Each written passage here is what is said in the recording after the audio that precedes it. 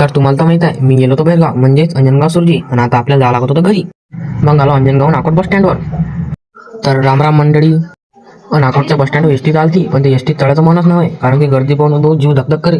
पण काय करता, जाता लागतेच घरी. आणि आजी आबाचं काय माहित किती मोठा मॅटर आहे, काय चालू आहे काय माहित एका घंट्यापासून. मग सोनाळ्यात येऊन एसटी गेली आपल्या रस्त्यानं, आणि आपण जो आता आपल्या रस्त्यानं.